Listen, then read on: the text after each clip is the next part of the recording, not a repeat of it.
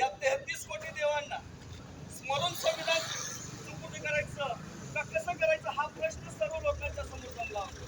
त्या संविधान सभेमध्ये जमला होता. अनेकांनी म्हटलं महादेवाचं नाव घेऊन करू, अनेकांनी म्हटलं श्रीरामाचं नाव घेऊन करू, अनेकांनी म्हटलं हनुमानाचं नाव घेऊन करू, कोणी म्हटलं अल्लाचं नाव घेऊन करू. पण बाबासाहेबांनी म्हटलं हे संविधान अर्पण करत असता आम्ही भारताचे लोक म्हणून संविधान अर्पण सुरुवातच तशी पद्धतीची आहे. आम्ही संविधान आम्ही भारताचे लोक भारताचे लोक one vote one person one vote. एका सामान्य नागरिकाची किंमत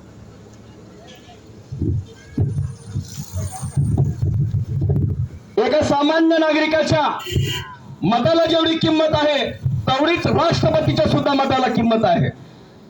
हे बाबासाहेबांनी आपल्याला दिलेलं आहे.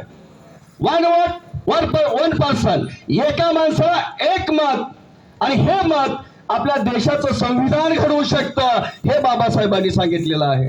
काय डोकं असेल सांगा. आज आपण घरामध्ये साधं संध्याकाळी एखादी वस्तू ठेवलेली असेल, सकाळी लवकर सापडत नाही. आज 1949 ला आपली राज्यघटना आपल्याला दिलेली आहे बाबासाहेबांनी. आजही राज्यघटनेच्या प्रत्येक शब्दावरती हा देश चाललेला आहे.